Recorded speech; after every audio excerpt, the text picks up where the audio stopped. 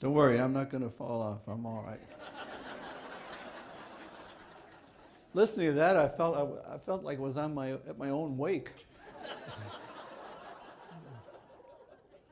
But thank you, Dave.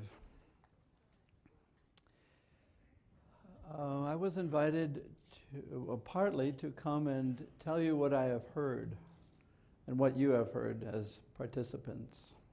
And I'm grateful to be asked. We heard a contemplation or a composition of place by Father Howard Gray of what this conference was going to be about. And we heard a welcome by Father Graham.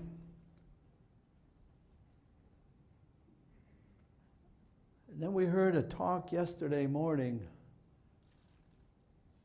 that was about the church we don't know yet. And a church that's going to be different from the one into which we entered. It's going to be global, and it's going to be more of a southern hemisphere church. It's going to be a church that is going to have Catholicism light on one side and Taliban Catholicism at the other extreme. It's going to be partly complacent and partly angry. Angry about life's ways, tragedies, oppressions. It's going to have a church that's going to be heavily influenced by the participation of those who have been blessed by the Spirit to live their lay state as a contribution to the work of Christ's redemption. And then we heard Sister Kathleen ask us to be with the broken, to let our hearts be broken, and to be influenced by what touches us. I was thinking last night, maybe you were touched by what she said, but even there, it's a bit of a virtual touch. It's once removed. It's hearing somebody else's story, and she invited us to let the poor and needy touch us so that we have a story. And then, either deliberately or not, we went, Sister Kathleen said, the border has come to us. You don't have to go far to be influenced by newcomers and their pains and their rejection by many. And then we went to the Freedom Center last night, literally on the border between a divided country. And we're touched a little bit closer, but still virtual. Movies and verbal and audio and visual demonstrations of a history of valor versus oppression.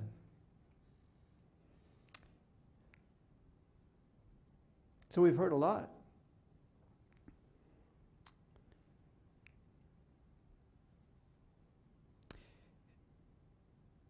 There's a Mexican folk tale about fire. And the little town had no fire and didn't know where fire was. And a possum said, I know where fire is. If you let me bring fire here and promise not to roast me in it, I'll bring you fire. So the possum went to another town, and there was a woman there keeping the fire, and he said, oh, it's cold. Can I just stand by your fire? And she said, yes.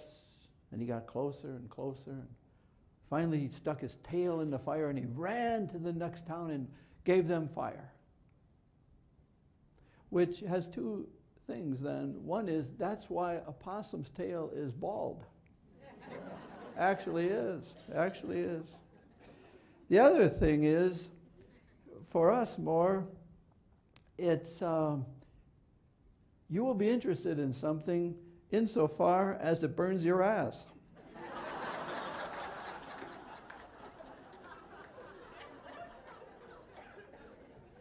And so we have, I hope that yesterday you were made a little uncomfortable by what you heard from any of the speakers. Those were made to disturb us a bit. And last night maybe disturbed. And maybe you made the similarity between the border of Mexico and the border of the Ohio River.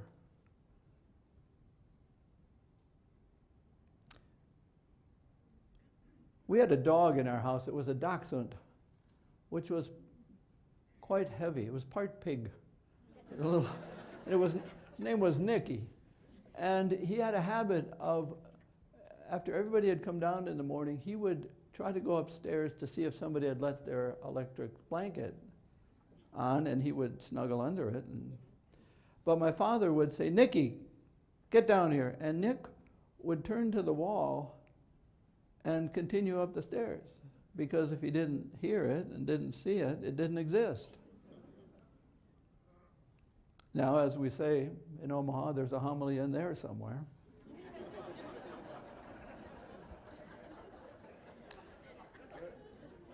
And that's what Sister Kathleen was saying, you know, do you want to see it or not?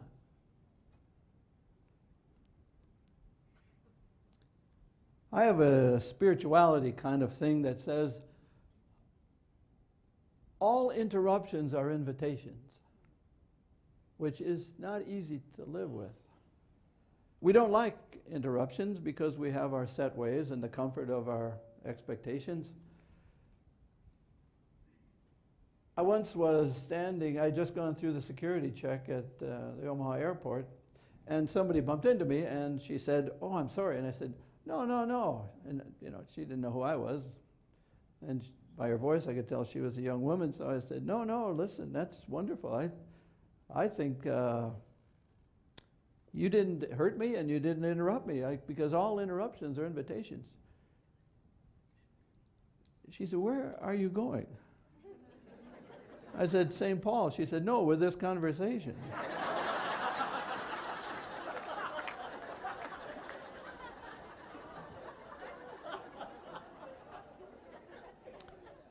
So I said, "Well, I just realized that there's a great adventure in not being cemented to your expectations and to your demands." And she said, "Well, could I walk you to your gate so you could tell me more about this?" So we're going on and, you know, spinning out whatever I happened to be thinking at the time. And so we get to my gate, and she said, "Now let me get this straight. You believe all interruptions are invitations?" I said, "I do." She said, "That's very good. They just canceled your flight."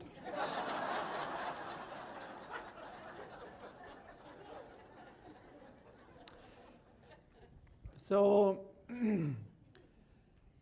we are invited by the Gospels and specified by the spiritual exercises of Ignatius to let Jesus interrupt our lives. Now, you don't like that. We don't like interruptions. But the big conversion is to let certain ways of Jesus change us. So what I'm going to propose are a few interruptions for you this morning.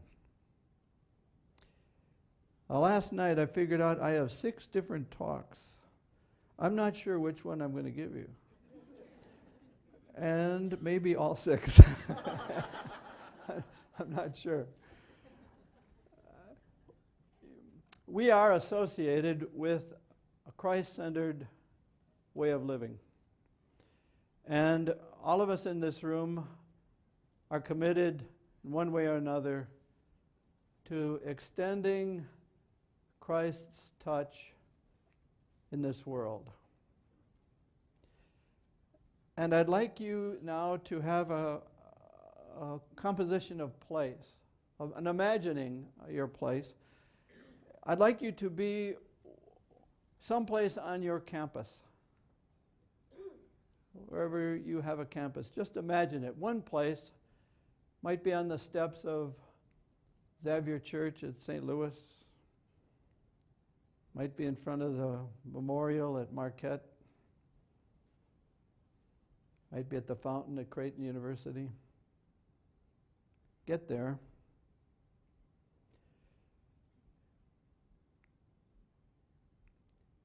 You are there because it's a mission, not a university. That's my first interruption and invitation. That you are committed because you have made some act of self-acceptance that said you do have something to give, whatever it is. It might be in the classroom, and it might be buried behind a computer in some office. You might be on the road, and you might just live a little tunnel existence between your car and your office. But we are all people on mission. In Genesis, it says that work is a curse. And you are sent to establish yourself and your identity by what you do, by the sweat of your brow. In John's Gospel, it's not about having a job. It's not about establishing yourself. In John's Gospel, the work is changed to mission, and the work is changed to blessing. Whatever I do, it's all for the mission.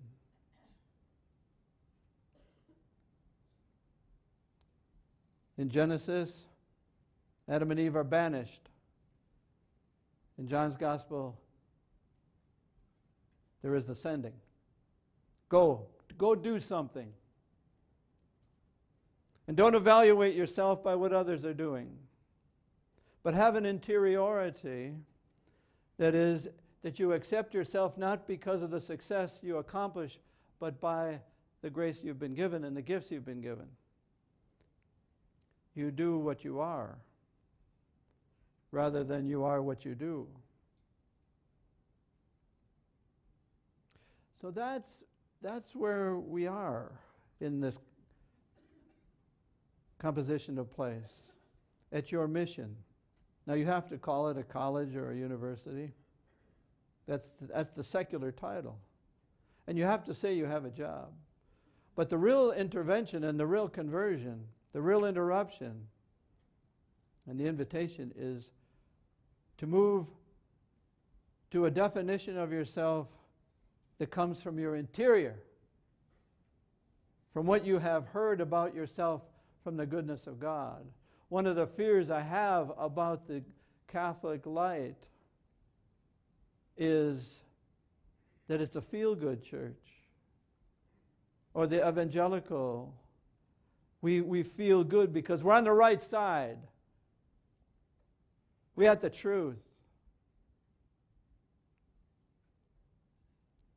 That's a dangerous position for people in mission. So, there we are, wherever your campus is, and that's your place of being on mission all the time. C.S. Lewis, I'll paraphrase him. C.S. Lewis, a very interesting comment. He said, if you come to me and talk about the truth of religion, I'll listen to you. If you come to me and talking about the duties of religion, I'll ponder it. But don't come talking to me about the consolations of religion, because I will then understand that you don't know what religion is. That's strange, because the feel-good religion is about consolation because we have the truth, or we're in the group, or we have fellowship. But it's all about ourselves. That's a danger. It's a danger in the Catholic Church. It's a danger in parish life or religious community or faculty or staff. Now we have to get our identity from a deeper experience than lateral relationships or even personal acceptance. Okay, so it's got to be deeper. I have to encounter myself. The consolations of religion come from facing the challenges that Jesus comes to us and with which he interrupts us. Can I live those interruptions, which are invitations to depth and adventure and mystery and trusting? Oh, we don't like that. No, we don't like that trusting business. Can there be a religion without that? I often ask people, just take the gospel and underline all the things you wish Jesus didn't say. You'd have a pretty small gospel. Be comfortable, though. There wouldn't be any invitations to go beyond the boundaries of your comfort and self-sufficiency.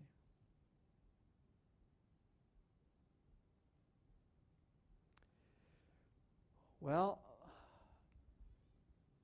I'd like us to make a contemplation of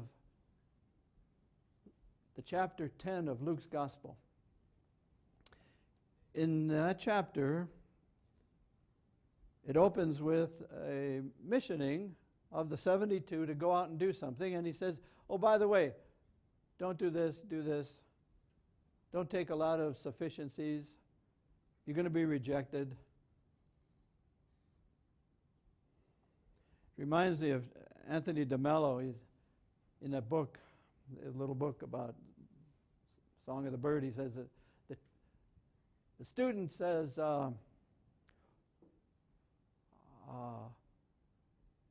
what can I do to make myself enlightened?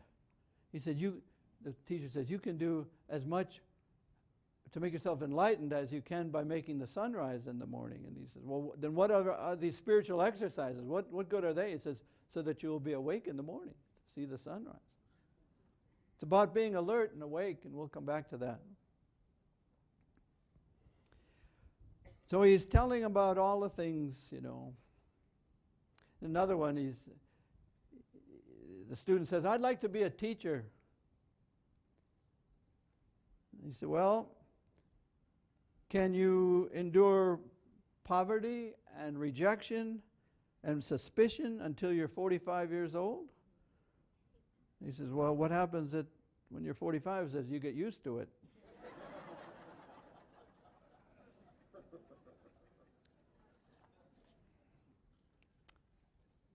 So at the end of all this, chapter 10 of the instructions to mission, a lawyer stands up and says, what can I do to inherit eternal life? What can be my project by which I can attain what you promise? And Jesus, of course, doesn't settle for easy answers. There's no Jesus light in that gospel. And he says, well, and this is another contemplation. He says, you got to love your neighbor. He says, yeah, but who's my neighbor?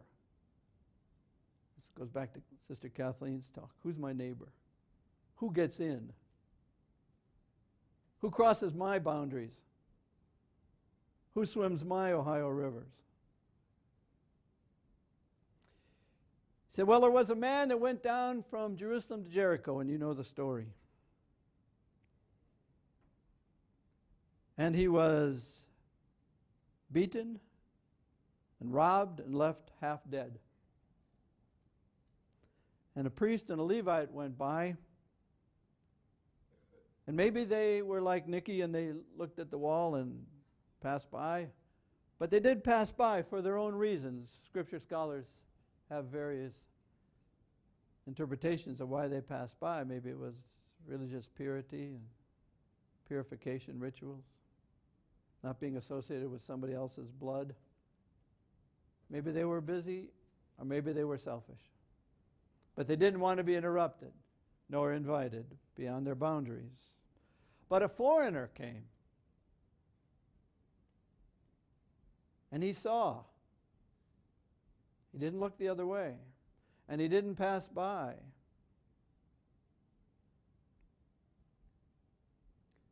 continuing your contemplation of your campus.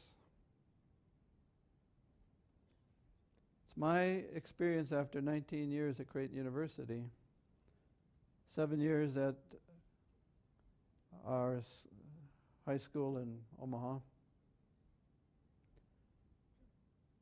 And maybe this is exaggerated, maybe this is a generalization, but I think most people coming to our campuses have experienced being beaten, being robbed of something,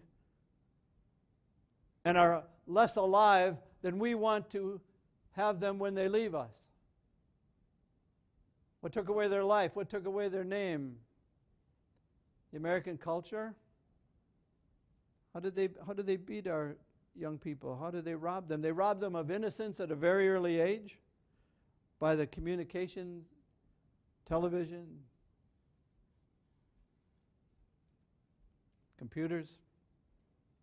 Our Father General at a recent conference in Mexico offered the term global superficiality.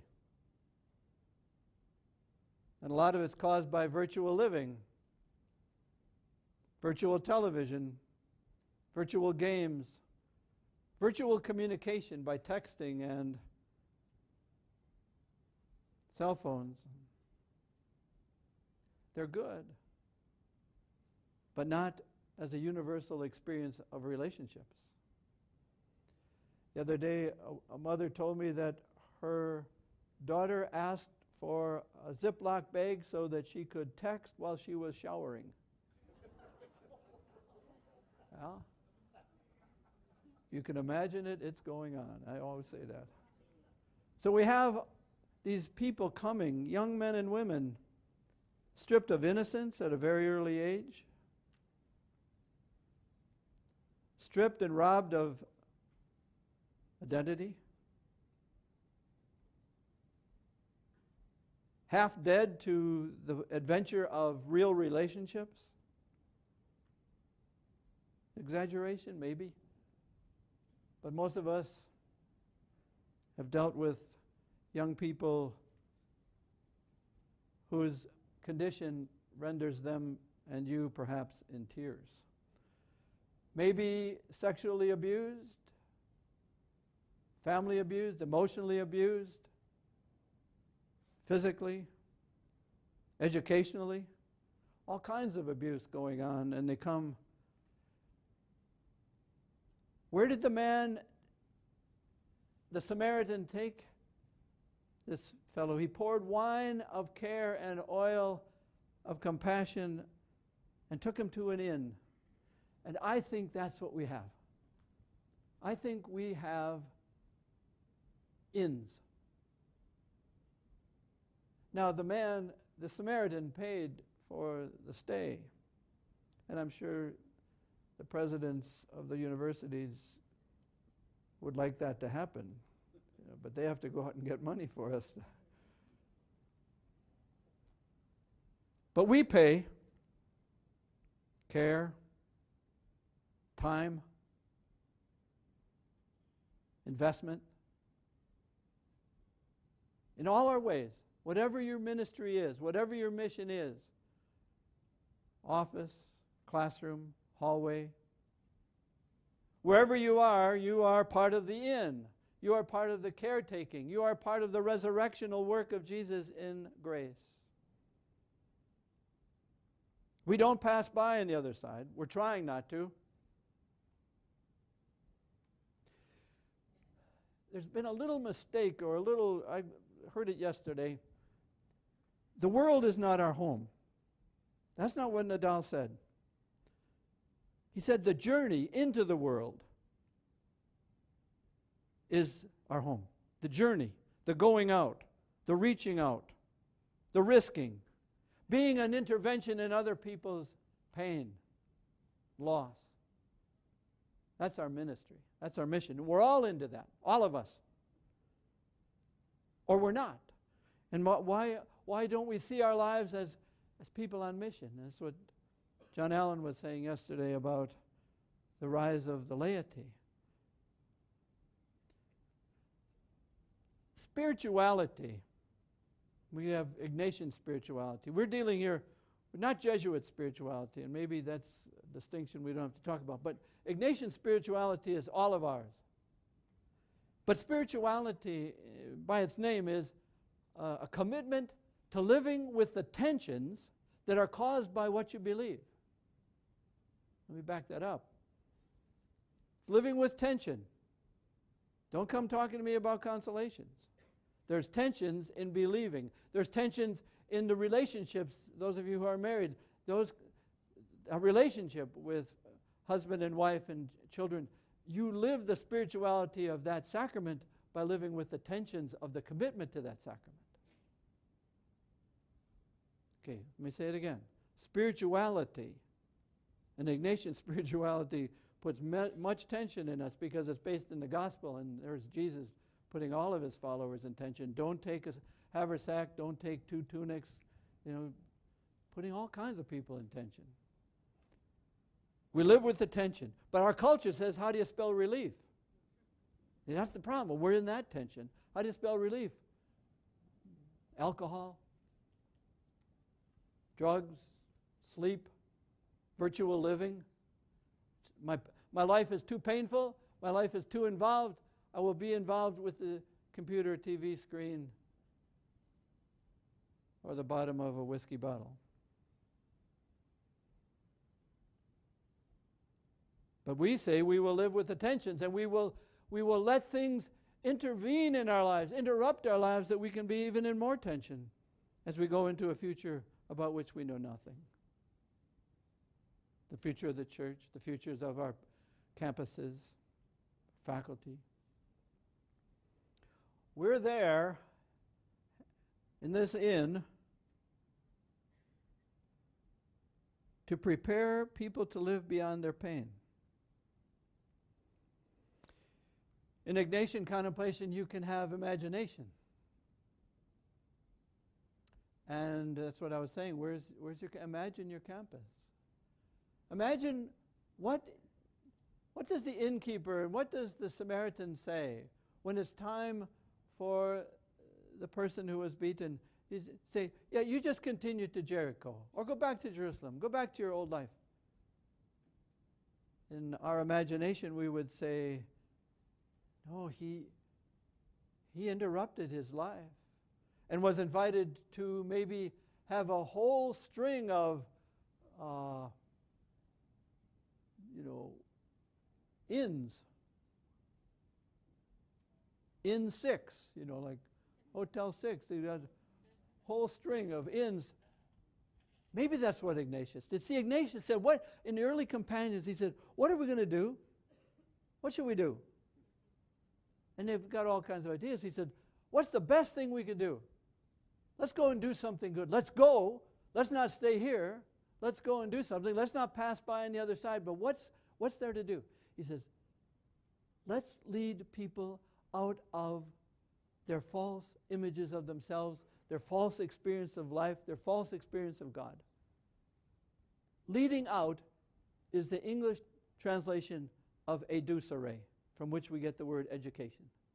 And so what the Samaritan did and what we do is lead people out of the definitions that they get by being injured, by this culture, by a secularism, by a materialism. We lead people out about the ignorance, not just of verb forms and things and chemicals and things, out of their image of themselves. We all start with an ignorance about ourselves. We are instruments to interrupt people's image that is godless and solitary, isolated. That's our mission. Educere, to lead people out of not only ignorance about themselves, but everybody else. And ignorance about what is my relationship with you. Because if I am injured, it's a funny thing in psychology, when you're injured, you're not too concerned about other people's injury. I had an interesting experience. I had a gallbladder removal. It's going to be a relic my canonization, this wonderful gallbladder. And I realized that as I went around, and people say, well, how have you been? And I just say, well, I had a gallbladder removal. And immediately they would tell me about their gallbladder, when I really didn't want to know at all about their gallbladder. I wanted them to know how spectacular mine was and how special. So pain makes us insular until we're healed. But maybe I get in a habit of injury and the definition that comes. But in our contemplation, that man leaves the inn to do something good, to be on mission himself, to not pass by, to not look the other way. Maybe that's what our inn is. That we are on a mission to have people see their lives as reborn and re-given to them, and then go. We had graduation at most of our places. I have tears at our graduations. We had a missioning service for those doing service, post-grad service. I had tears, knowing the goodness, but in some of those cases, knowing from the muck from which they came. There, we're not banished. We don't banish the people who come to our inn. We prepare them to see themselves in such a light that they can't imagine not being in service, being a blessing, being men and women for others all the time. Well, that's what we do at our Ignatian missions. They're not Jesuit missions, they're Ignatian missions. And you and those to whom you return,